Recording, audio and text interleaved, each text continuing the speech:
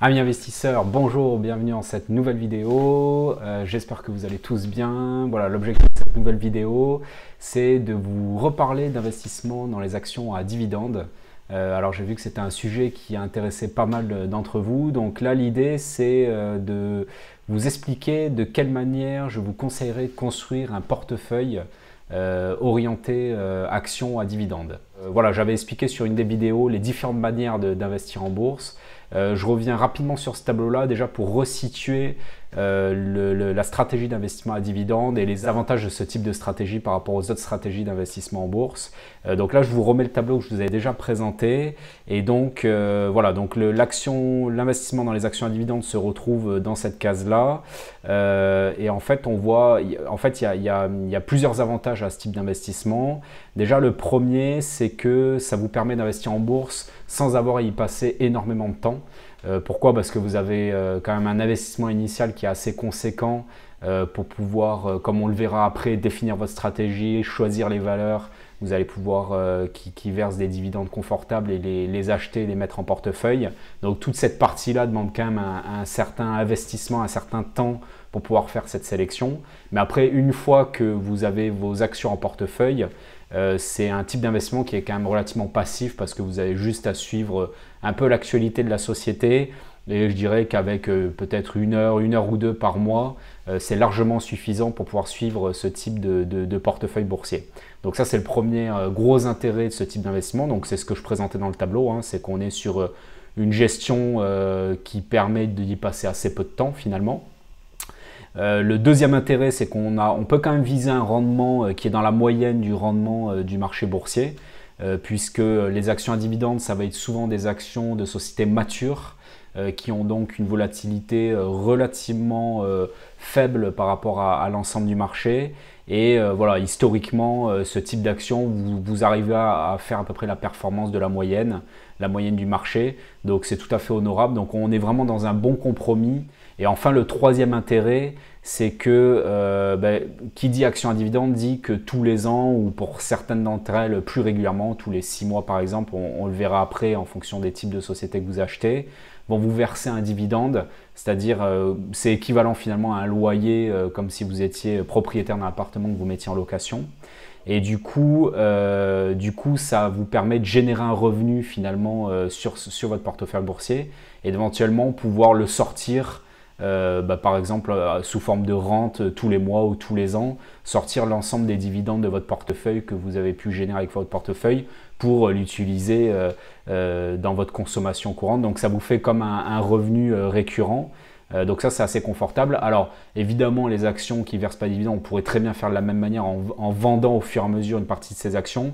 Mais là, l'avantage, c'est que ça se fait finalement automatiquement.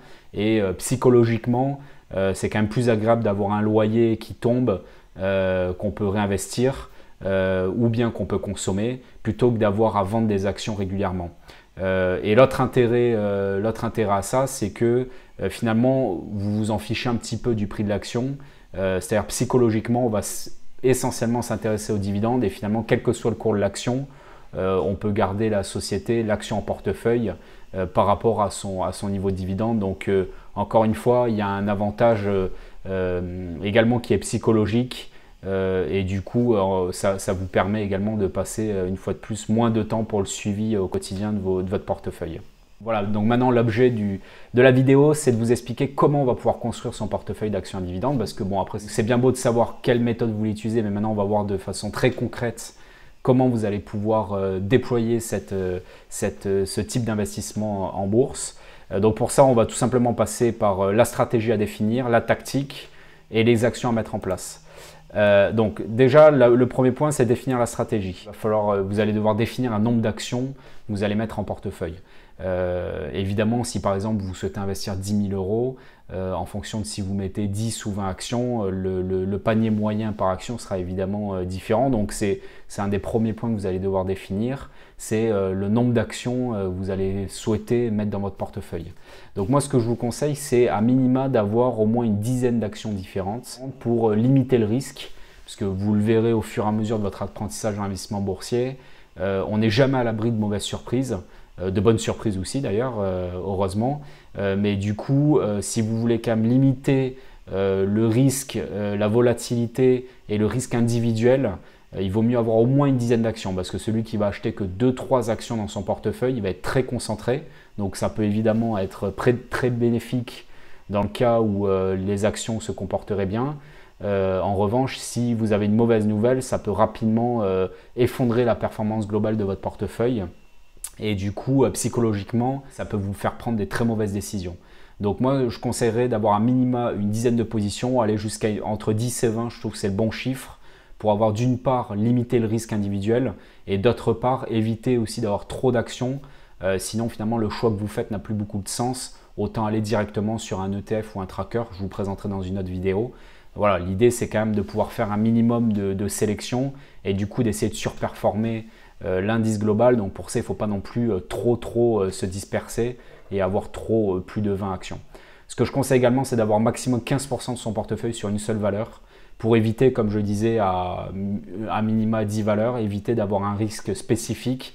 Même si vous avez une forte conviction sur une valeur, on n'est jamais à l'abri d'une mauvaise nouvelle. Donc voilà, je conseille d'être à maximum 15% de son portefeuille sur une valeur. Voilà. Après, c'est à vous de le définir en fonction du niveau de conviction que vous avez. Plus vous avez de convictions fortes, plus vous pouvez vous rapprocher des 10.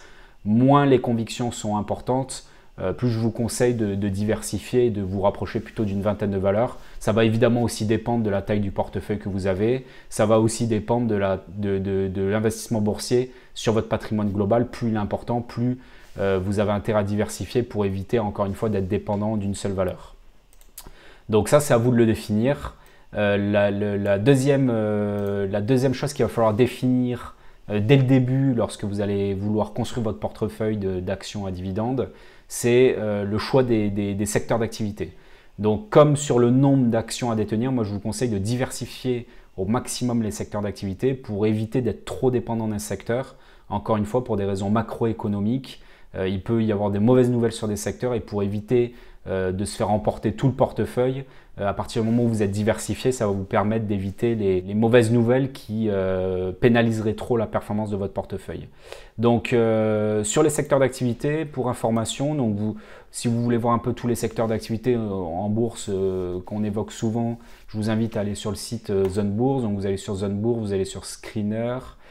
Vous avez Accueil Stock Screener et là, vous allez retrouver les secteurs d'activité. Là, on en retrouve une dizaine. Donc, il y a le secteur de l'énergie, les matériaux de base. Donc, par exemple, dans l'énergie, on va retrouver évidemment toutes les sociétés dans le pétrole. Alors là, on ne retrouve pas les producteurs d'électricité et de gaz, mais on pourrait également les mettre dans le secteur de l'énergie. Alors sur site, c'est évidemment à prendre avec des pincettes, tout n'est pas forcément juste, mais ça vous donne déjà un certain nombre d'idées. Là, on va avoir tout ce qui est valeur industrielle. Donc là, on retrouve évidemment le secteur, par exemple, aéronautique, le secteur de la défense, la consommation cyclique. Donc là, vous allez retrouver typiquement l'automobile, l'immobilier, les promoteurs immobiliers. Bon, là, il y a par exemple LVMH qui est dans les produits de luxe que je mettrais plutôt en consommation non cyclique. Mais bon, voilà, tout n'est pas juste sur le site, mais ça vous donne encore une fois déjà quelques idées. La consommation non cyclique, donc là, on va retrouver toutes les sociétés dans l'agroalimentaire par exemple, dans le cosmétique. Ensuite, on va avoir le service financier où là, on va retrouver les banques, les banques d'investissement, les assureurs. On va avoir le secteur de la santé où là, on va retrouver les grosses sociétés pharmaceutiques. Vous avez ensuite évidemment la technologie, les télécommunications et les services aux collectivités. Voilà, donc là, l'idée, c'est par exemple si vous décidez de construire un portefeuille d'une quinzaine de valeurs, ce que je vous conseille, c'est d'avoir au moins sur ces 10 secteurs, au moins 5-6 secteurs représentés, encore une fois pour éviter d'être complètement dépendant d'un secteur d'activité. Ensuite, le troisième point qu'il va falloir définir lorsque vous allez vouloir construire votre portefeuille d'actions à dividendes, c'est éventuellement de diversifier le pays. Alors ça, c'est souvent un critère que je vois dans la sélection d'actions. C'est un peu comme les secteurs d'activité, c'est de choisir de différents pays. Alors là, je le mets plus en option, ce point-là, puisque moi, je considère qu'il y a quand même énormément de grosses sociétés françaises, si on prend le cas de la France, qui ont une activité qui est mondiale. Si je prends par exemple LVMH qu'on voyait tout à l'heure, LVMH vend, alors j'ai pas les chiffres sous les yeux, mais peut-être 80-90% de son chiffre d'affaires est fait à l'international. Donc diversifier les pays où on achète ses actions, moi je trouve pas ça forcément indispensable. Après ça peut être bien si vous cherchez, s'il y a des valeurs spécifiques qu'on ne retrouve pas en France, là ça peut être bien de diversifier. Par contre, je resterai évidemment à privilégier l'éligibilité au PEA. Donc ça, on avait déjà fait une vidéo sur ce sujet-là. Le plan épargne action, qui est évidemment un gros avantage fiscal. Donc là, je vous conseille quand même si vous diversifiez les pays, de rester dans l'enveloppe du PEA. Donc je rappelle, le PEA, c'est uniquement des actions dans les sociétés, ce sont des sociétés européennes. Et enfin, je conseillerais également de privilégier les large caps, c'est-à-dire les grosses sociétés de plus d'1 milliard de capitalisation boursière. Donc pour rappel, la capitalisation boursière, c'est le prix de l'action fois le nombre d'actions. Donc pourquoi privilégier les grosses capitalisations boursières? Parce que dans la stratégie d'investissement dans les actions à dividendes, comme on l'avait vu sur la vidéo qui détaille un peu comment choisir une valeur, si vous voulez avoir une stabilité dans le niveau de dividende et réduire la volatilité, c'est souvent sur les grosses capitalisations, les sociétés matures, que vous allez retrouver ce type de profil. Donc en règle générale, on va plutôt privilégier les grosses sociétés lorsqu'on fait de l'investissement dans les actions à dividendes. Ensuite, sur la tactique, alors que j'ai appelé tactique, c'est tout simplement le choix des valeurs. Donc une fois que vous avez défini votre plan de route du point 1, c'est-à-dire le nombre d'actions que vous voulez, les secteurs d'activité, les pays, la taille des sociétés, après vous allez tout simplement pouvoir choisir directement les sociétés. Alors ça, c'est évidemment le plus gros travail. Et j'avais déjà fait une vidéo là-dessus pour vous présenter un peu la manière dont on va pouvoir sélectionner une valeur. Là, j'y reviens un petit peu, mais sous un autre angle, plus pour vous expliquer de quelle manière vous allez pouvoir trouver les sociétés. Et pour ça, il va vous falloir utiliser, et c'est ce que je vous conseille, d'utiliser des screeners. Donc je pourrais faire une vidéo également sur les screeners pour vous détailler les principaux screeners que j'utilise et de quelle manière on peut comment on peut s'en servir correctement. Mais là, dans les grandes lignes, moi j'utilise deux screeners, par exemple Zonebourse, donc on voyait déjà tout à l'heure, où là vous allez pouvoir tout simplement définir vos critères. Donc là je suis dans le screener de Zonebourse, je vais aller chercher par exemple dans les critères, je vais dire que je recherche les sociétés de rendement, c'est-à-dire les sociétés qui versent des gros dividendes. Et après, on va pouvoir choisir un certain nombre de critères. Alors là, moi, ce que je vais conseiller, donc là, c'est quand on rentre un petit peu plus dans les détails de comment on va analyser une société. Donc encore une fois, vous pouvez reprendre la vidéo sur ce sujet-là. Mais un des critères qu'on va pouvoir mettre, c'est par exemple que la société ait une bonne situation financière, c'est-à-dire qu'elle ne soit pas trop endettée par rapport à ses fonds propres. On va également vérifier que la société a une valorisation raisonnable, donc avec idéalement un PER inférieur à 15. On va également peut-être se mettre en critère qui a un petit peu de croissance, et on va mettre la note Invest, c'est la note qui est donnée par Zonebourse, qui fait une compilation un peu de tous ces critères. Voilà, et après vous allez pouvoir tout simplement choisir les secteurs. Donc là on va par exemple prendre la consommation, par exemple consommation cyclique. Voilà, et là on peut voir donc toutes les sociétés que nous propose Zonebourse sur ce critère-là, triées par niveau de rendement. Et après il va falloir aller sur chacune des fiches évidemment des sociétés pour pouvoir analyser plus en détail la société. Donc encore une fois, là je vous invite à aller revoir la vidéo correspondante pour voir si cette société rentre bien dans vos critères. Voilà, et là vous allez devoir faire ce travail-là sur chacune des valeurs, donc c'est ça qui peut être chronophage. Voilà, ensuite ce que je vous conseille également de faire, c'est d'utiliser des forums. Donc il y a pas mal de forums sur internet où vous allez pouvoir trouver des exemples, des conseils sur les actions à dividendes. Donc il faut évidemment jamais prendre à la lettre ce qui est conseillé dans les forums, mais déjà ça peut vous donner des idées de valeurs et après pouvoir les analyser individuellement. Et ensuite, ce que je vous conseille également de faire, c'est de faire une sélection progressive. C'est-à-dire que si par exemple vous visez une quinzaine de valeurs, vous n'êtes pas obligé de trouver tout de suite les 15 valeurs pour commencer à investir. Vous pouvez très bien faire vos sélections progressivement et investir du coup au fur et à mesure sur les valeurs que vous allez trouver.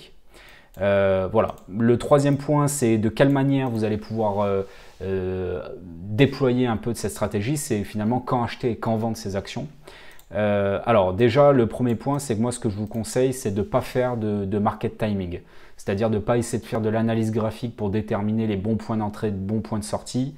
Pourquoi? Parce que souvent, finalement, vous allez perdre plus de temps qu'autre chose et vous allez remarquer par retour d'expérience qu'une fois sur deux, vous vous plantez. Donc finalement, c'est plus de la perte de temps qu'autre chose. C'est-à-dire essayer d'anticiper les cours boursiers à très court terme.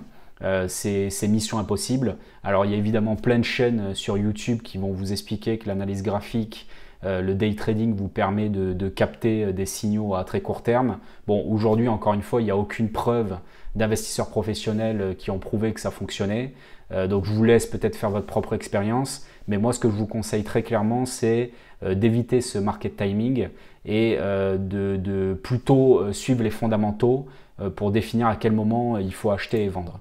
Et donc pour ça, évidemment, à quel moment vous allez pouvoir acheter, c'est à partir du moment où la société répond à tous vos critères.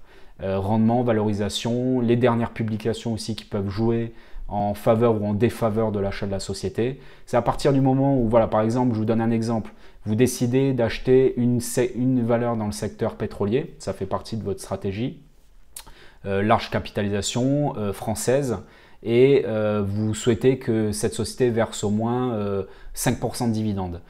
Si à un moment donné, vous avez une société comme Total, après l'avoir analysée, répond à l'ensemble de ces critères, qui verse bien un rendement de 5% avec le prix de l'action du moment, c'est le bon moment pour l'acheter.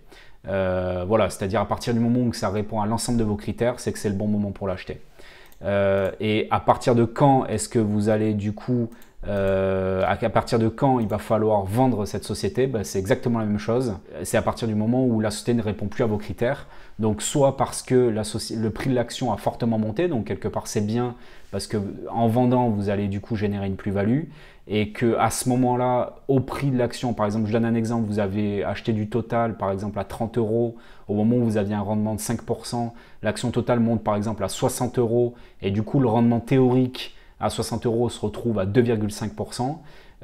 Évidemment, vous, votre rendement, il reste à 5 puisque vous l'avez acheté à 30 €. Par contre, vous avez peut-être intérêt à vendre l'action, à prendre votre plus-value, finalement votre 100% de plus-value, et réinvestir ailleurs où le rendement à ce moment-là sera supérieur aux 2,5 de l'action Total. Voilà, je ne sais pas si c'est très clair, mais c'est un exemple. Un deuxième exemple, c'est si la société fait des publications qui sont clairement en deçà de vos attentes, et que le dividende peut être coupé à terme ou que la société se retrouve en situation de décroissance sur le long terme. La solidité de la société se détériore, les publications sont mauvaises et du coup, ça peut être le moment également de couper vos positions, qu'elles soient positives ou négatives. C'est-à-dire dans un certain nombre de situations, vous pouvez très bien être en perte, mais parfois, voilà, si la société ne répond plus à vos critères, vous avez intérêt à vendre, même si c'est une vente à perte. Voilà. Mais encore une fois, à partir du moment où vous faites de l'investissement dans les actions à dividendes, que vous êtes sur des larges capitalisations, a priori, vous n'avez pas beaucoup de mouvements à faire. C'est-à-dire vous allez vous concentrer sur le dividende. Si vous avez fait votre bon choix de valeur, vous êtes sur des sociétés qui versent des dividendes depuis plusieurs dizaines d'années, donc il n'y a pas de raison que ça change. Et du coup, à partir du moment où vous avez fait votre bonne sélection d'actions au départ, vous êtes normalement sur un type d'investissement qui demande assez peu de transactions. Voilà, bah écoutez, j'espère que cette vidéo était claire sur la manière de construire votre portefeuille à dividendes. Ce que je vous propose sur une prochaine vidéo, c'est tout simplement de faire un exemple de portefeuille avec vous pour vous montrer un peu en 2018 quel type de portefeuille on pourrait créer qui réponde à l'ensemble de ces critères. Voilà, bah écoutez, n'hésitez pas à me poser des questions si vous en avez, à vous abonner à la chaîne et je vous dis à très bientôt.